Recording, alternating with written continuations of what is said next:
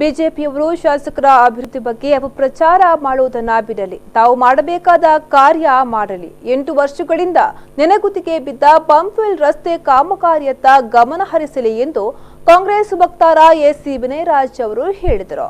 ಅವರು ಕಾಂಗ್ರೆಸ್ ಚುನಾವಣಾ ಕಚೇರಿಯಲ್ಲಿ ಮಾಧ್ಯಮಗೋಷ್ಠಿ ನಡೆಸಿ ಮಾತನಾಡಿದರು. ಸಂಸದರು ಅಭಿವೃದ್ಧಿಯತ್ತ ಗಮನ ಹರಿಸುತ್ತಿಲ್ಲ, ಕೇವಲ ಧರ್ಮದ ಆಧಾರದಲ್ಲಿ ರಾಜಕೀಯ ಮಾಡುತ್ತಿದ್ದಾರೆ.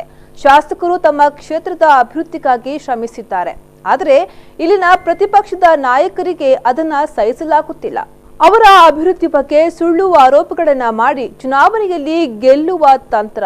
ಆದರೆ ಜನತೆಗೆ ಶಾಸಕರ ಬಗ್ಗೆ ತಿಳಿದಿದೆ. ಸಂಸದರು ಮತ್ತು ಬಿಜೆಪಿ ನಾಯಕರು ಕೇವಲ ಸುಳ್ಳಿನ ಮೂಲಕ ಮತ್ತು ಧರ್ಮದ ಹೆಸರಿನಲ್ಲಿ ರಾಜಕೀಯ ಮಾಡುತ್ತಿದ್ದಾರೆ ಎಂದು ಅವರು ಆರೋಪಿಸಿದ್ದಾರೆ.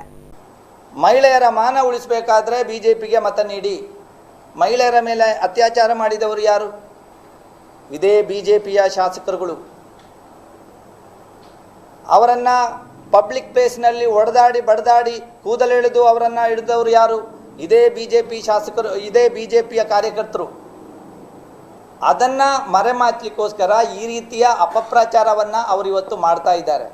ಚುನಾವಣಾ ಕಮಿಷನ್ ಆಯೋಗ ಚುನಾವಣೆ 5 ವರ್ಷಕ್ಕೊಮ್ಮೆ ಮಾಡುವಂಥದ್ದು ದೇಶದ ಅಭಿವೃದ್ಧಿಗೋಸ್ಕರ, ಜನರ ಏಳಿಗೆಯನ್ನು ಮಾಡಲಿಕ್ಕೋಸ್ಕರ ಜನಪ್ರತಿನಿಧಿಗಳನ್ನು ಆಯ್ಕೆ ಮಾಡಲಿಕ್ಕೆ ಹೊರತು ಈ ಧನದ ವಿಚಾರ, ಧರ್ಮದ ವಿಚಾರವನ್ನು ಇಟ್ಕೊಂಡು ಜನರ ಮಧ್ಯೆ ದ್ವೇಷ ಭಾವನೆ ಕೆರಳಿಸುವಂಥ ವಿಚಾರಕ್ಕೆ ಅವರು ಚುನಾವಣೆಯನ್ನು ಇವತ್ತು ಮಾಡ್ತಾ ಇಲ್ಲ ಎನ್ನುವಂಥ ವಿಚಾರವನ್ನು ಇವತ್ತು ಬಿಜೆಪಿಯವರು ಅರ್ಥ ಮಾಡಿಕೊಳ್ಬೇಕಾಗ್ತದೆ.